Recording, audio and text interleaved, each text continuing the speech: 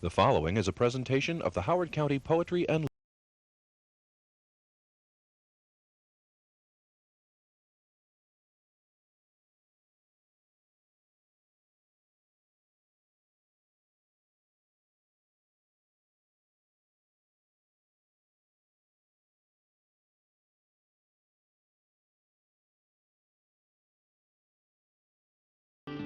Hi, I'm Lucille Clifton.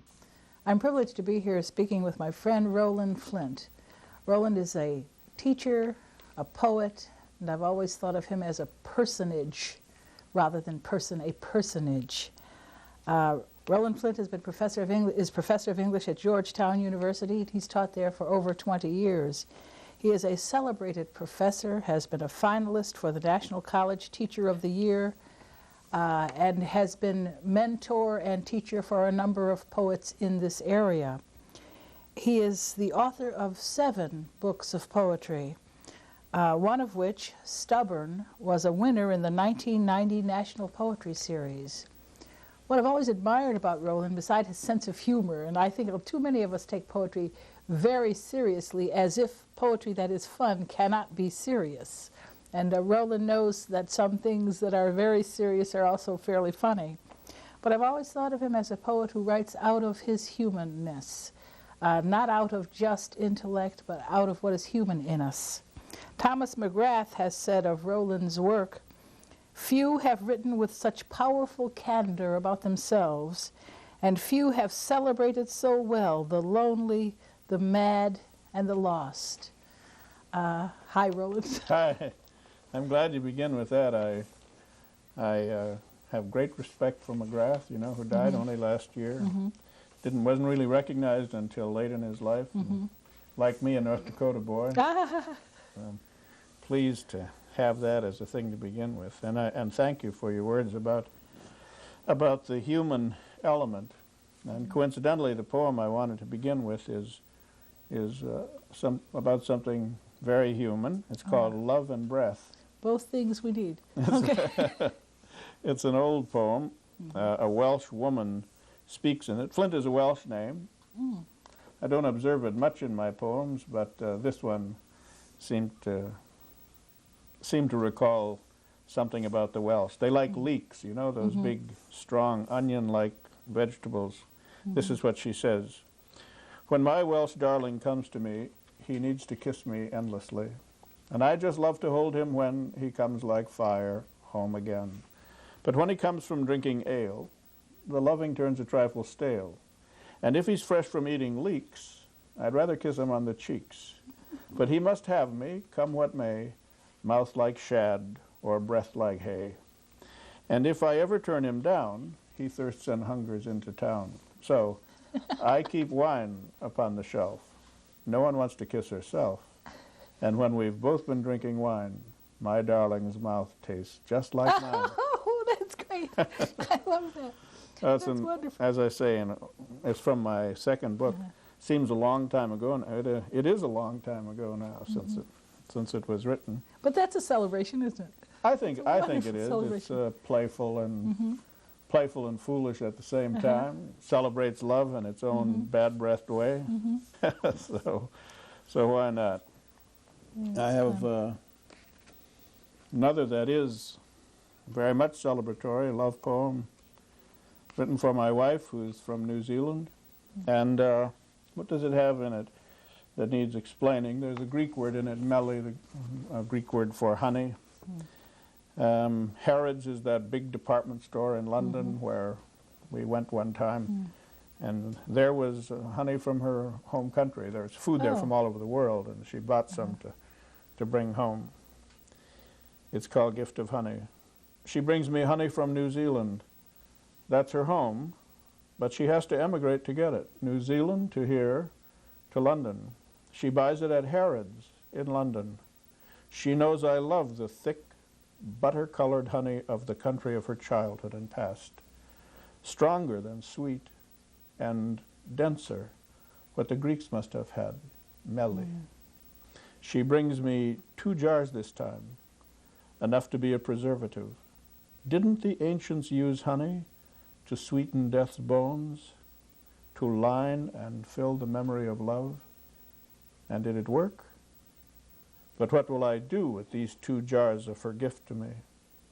Isn't it a little more than I need, especially if a little more than a little is much too much? Well, I say maybe not, if one has never had enough before and has been given now a plenitude of honey on which the labels say just honey, New Zealand. Oh, that's wonderful. There's a feel, isn't there a tinge of melancholy in the poem as well? I think that's so. I had read that one of the ancient ways of embalming included honey as an ingredient. It also, I realize as I read through it this time, this too is a fairly old poem for me now, that it plays on something in Shakespeare that of sweetness, a little more than a little is by much too much. I don't quote it exactly, but I refer to it there. Yeah, I think it is touched a little by sadness, maybe by a relief of finding this kind of honey at last. Yes.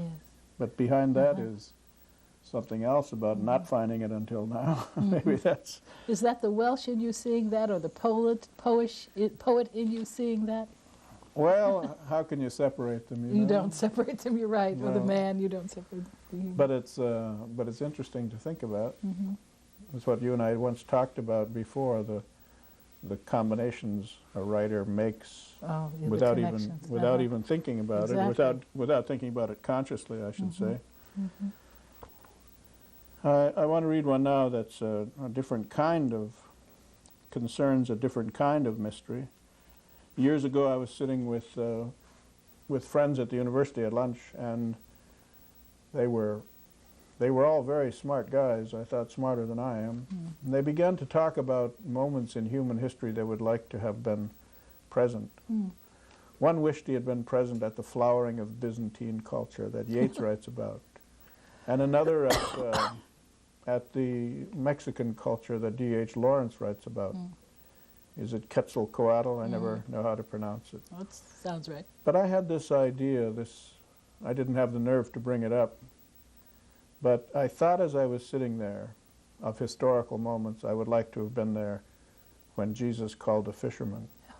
I don't think of myself as particularly religious, at least in a formal sense, but I was intrigued by that, and I was intrigued by it partly because they were fishermen, they were workers.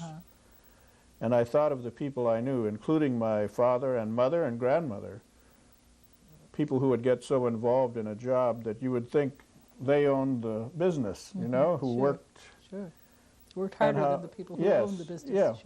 And how hard it would be for someone to just come up to them and say, follow me, come with me. And so I didn't bring it up at lunch, but eventually this is the poem that came from it. It's called Follow. Now here's this man mending his nets after a long day, his fingers nicked here and there by ropes and hooks, pain like tomorrow in the small of his back, his feet blue with his name, stinking of baits, his mind on a beer and supper, nothing else. A man who describes the settled shape of his life every time his hands make and snug a perfect knot. I want to understand, if only for the story, how a man like this, a man like my father in Harvest, like Bunk McVeigh in The Stench of Lobstering, or a teamster, a steel worker, how an ordinary working stiff, even a high-tempered one, could just be called away. It's only in one account he first brings in a netful. In all the others he just calls, they return the look or stare, and then they straightaway leave their nets to follow. That's all there is. You have to figure what was in that call, that look. And I wouldn't try it on a tired working man unless I was God's son. He'd kick your ass right off the pier. If they had been vagrants, poets, or minstrels, I'd understand that, men who would follow a different dog. But how does a man whose movement day after day after day absolutely trusts the shape it fills put everything down, and walk away. I'd pass up all the fancy stunting with Lazarus and the lepers to see that one. Oh, that's wonderful. Thank you. That's wonderful. That's one as I say, it's quite old for me by now, but it's one I continue to care Isn't about. it fun to return to older poems and Yeah. they still are working? Yes, You know, it's a that's great pleasure, great. and that one has given me other kinds of pleasure. So I teach at Georgetown, which is a Jesuit institution, Catholic, though I'm not a Catholic, and there, a time or two over the years, a priest has asked me if he could include it in a service, that poem. That's nice. I always wondered what he did with the naughty word, but that pleases me if it has some suggestion of the sacramental. Here's one called Last Words. It's in parts, in 3 little parts. And these are all things I heard about or read in the paper, the last words of someone who is dying. Yeah. Last words 1. When the tornado hit, this man was home because he is retired, and he and his wife are watching TV in the living room. He goes to check the bedroom windows, and the tornado sent a tree down on the house, on the bedroom, and on the man at the window. His wife ran into him, and he called out to her, "Get back, honey, I'm crushed." And I reach like this in my dark to a man with the everyday honey and warning in his last goodbye. 2. When the 15-year-old runaway was found in the alley far down from the window she'd been thrown from, the father in Ohio came to identify and take her home. And when he'd seen her, he said, "She looked like she'd been picked up and dropped, broke like glass." And it made me think of the brother in a play who wants his sister dead, and then he sees his sister dead and says, "Mine eyes dazzle, she died young." 3. When Bob, the aging poet's wife, was dying at home, this last thing happened. They were home because she wished it. They still loved each other, were a comfort in being there, but also in jokes and stories, reminiscences, and badinage, as always. Her name was Chris, and one day near the end, when she called him from the other room and motioned him to the bed, they had this talk. "There's something I want to tell you, Bob." "What is it, dear?" "It's not easy to say, but I feel I should tell you now." "Well, whatever it is, you know you can tell me, Chris. Please." He leaned over then, and she said to him, "You can't sing worth a damn, Bob." And at the memorial service, when the sorrow and sad speeches grew too much for him, Bob says, he got up and told that story, and they all laughed and went home.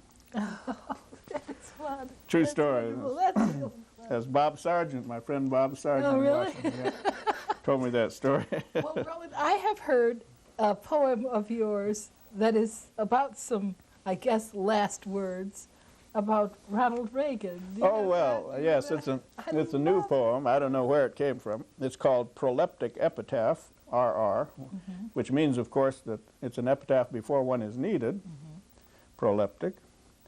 And I think it was Clark Clifford who gave him this name that I give him in the first line.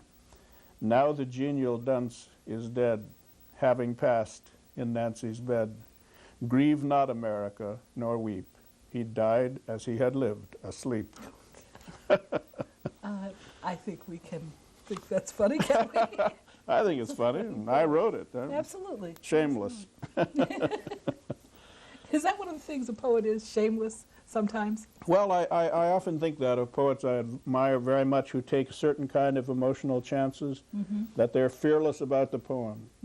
Yes. You can call it religious, you can call it something else, but they'll follow the poem any place. Absolutely. The ones I admire, the ones, you know, James Wright said, "Oh, I want poetry to be beautiful, all right, but if it doesn't speak of the hell in our lives, it leaves me cold." Well, he would follow it there, but he would also follow it to humor, you know, and to play. That's what Stafford means when he says his standards are low. He'll accept any poem that comes his way. Derek Walcott has a poem that ends, it's something about a walk, and when someone I think is asking him where he's going, and he says, "I'm following the poem, going where the poem is going." Ah, that's right. And that's so hard for students, especially, because they want to take the poem, lead the poem someplace That's instead right. of following the poem. Someone told me, push it where it hurts. Yeah. Well, if it hurts in the way that says poem to you, that's what you have to do, even if you'd rather not. Something else I tell my students is they have to be ruthless for the poem's sake and defend it even against the poet, which is the I hard believe that part. too. Yeah. I believe that too. You know, David Ignato, in one of his journals, he talks about this tendency in the poet to go anywhere emotionally and how sometimes it's embarrassing and he wishes he didn't have to do it. But he recalls reading about a little girl who died of cholera. And of course he was full of sympathy and sadness for her, but he also instantly had a wish to die with her so he could describe it exactly. It's unsavory, you know, but it is a kind of... But it does, yes, it enters your mind. Well, what else here? Something from Stubborn. Good. This is the book that came out last year. It's called Park River, 1939. I was 5 years old. I was 4 years old. No, I was 5 years old. I do try to lose some years now. This is about something that happened when I was that age. There was a killing in town. I realize now I didn't have the details exactly right, but this much is true. A Mexican migrant worker was killed in my hometown on Saturday night. And far north as we were, it's still my small town. Still had all of the small town prejudices and This was North Dakota. North Dakota.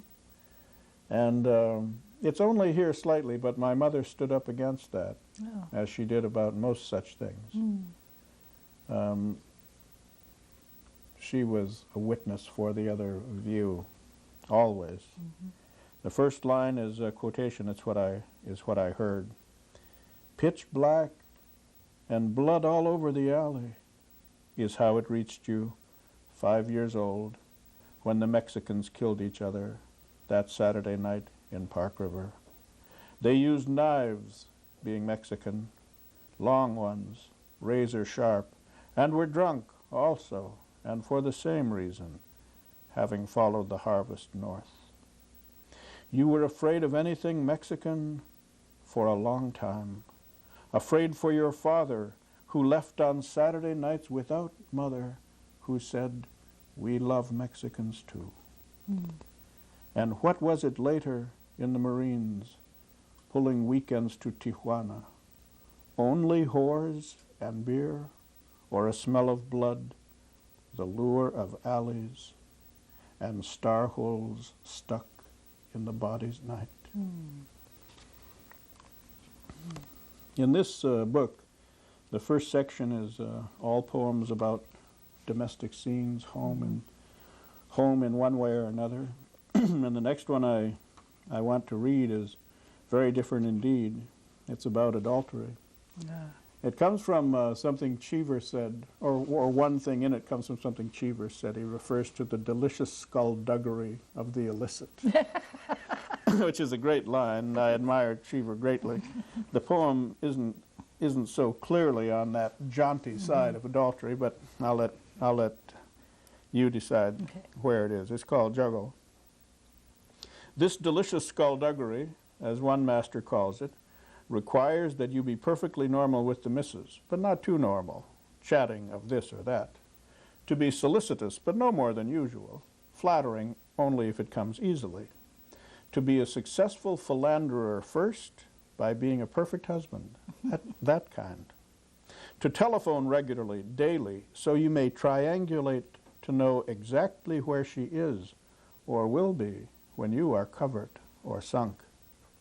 To be amorous, especially before and after, but again, within bounds.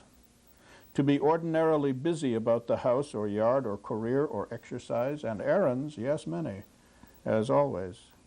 To whistle innocence tunelessly, or to be irritable suddenly over little, if these are your faithful foils. In short, to keep the quotidian squashy, but honor the crucial routines.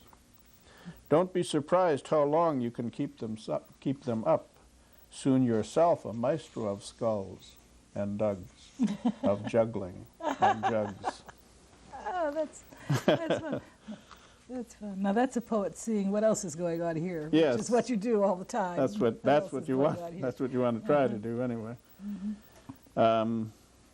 I've got one also in a way about writing. Well, what am I saying? In a way about writing. It's very much about writing. It's called Late September, Early Morning, and got the page number written down wrong here. So let me look a little. Like you, I don't know exactly where they are. We don't know where they are. They're just there somewhere. We don't know where they come from and apparently where they go. We're not sure about that either. Into great silence, someone said. That's where they go. This is takes up the matter of where they go and who reads them or who doesn't read them. Right. And the person I speak about in it who is successful and done very well is my old friend Garrison Keillor, who's had a different kind of success from most of us, whatever we write. Late September, early morning. It's fall, but he's written his fall poems, his harvest poems, and here comes age poems. Few have noticed, but he's tried everything, including birth, life, and death poems, the dying Christ, the death of God, the ministry of work poems, the insouciance, especially Ivan Spornitz's, Bunk McVeighn's, his father, Grandmother Rose, and others. Himself, he's covered like a wall, poster full. He's even tried Alaska and Korea, Bulgaria and Iwo Jima, no visit required. So now he's trying to wait, patient to strike under his peculiar illusion and weed, it counts. But something stubborn wants him scribbling daily, even if it is the only thing to write about. Like straw blown through a tree, it's in him or gratitude. To get up before dawn, to sit at the cricketing window a while, letting it in, and then to put it down here. And after seeing his old friend madly flogging his book months now atop the Times bestseller list, he's trying to work up a solace that his obscurity, like this early morning's dark, is the perfect light to work in. we do that. Yes. Self-delusion, of course. We have time for, why don't if you would do one other older one, and then do you have something new? Sure, Okay. I do. Okay, maybe this one called Pamela, February 8th, 1982. Then I will have represented different sides of myself, maybe. All right. I have her permission to read this, I always think I should say. Pamela on February 8th, 1982.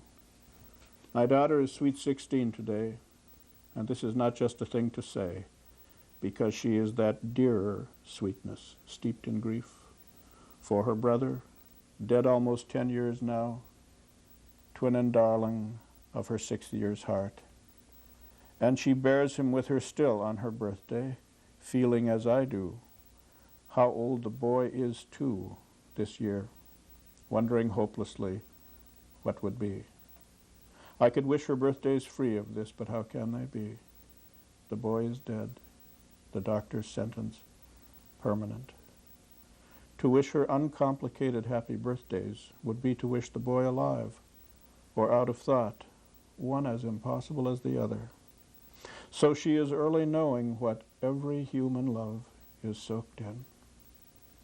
We will have our quiet celebration, her choice of menu, a fire to watch, some useful presents, and some not. And sometime in the day she will find me alone and speak to me of her brother. We'll hold each other and then go on, the boy between us, an obligation on our love to live for him as well. Ethan. Wonderful. Wonderful. Well, do we have time? We have time for a new poem. Well, that was about my son. I think I'll read last this one about my mother. Oh.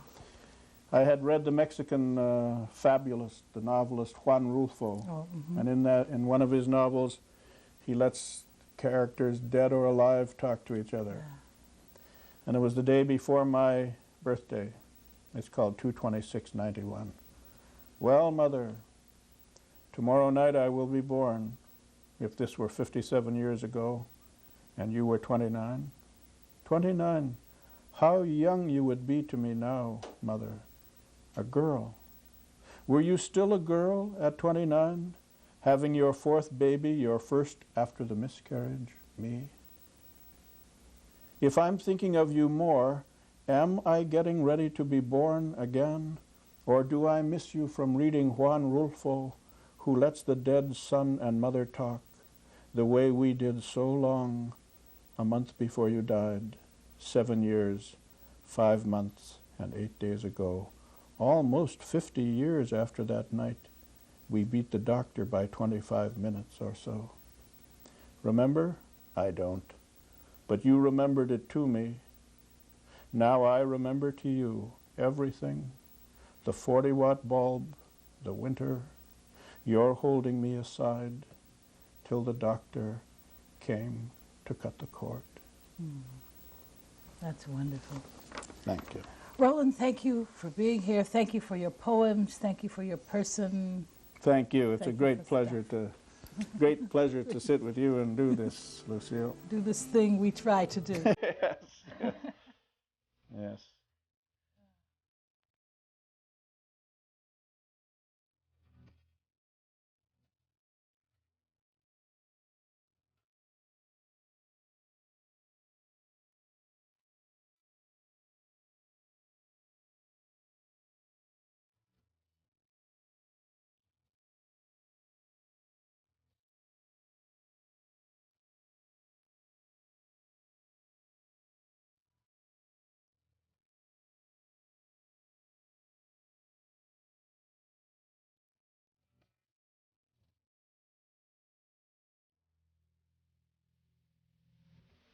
This has been a presentation of the Howard County Poetry and Literature Society.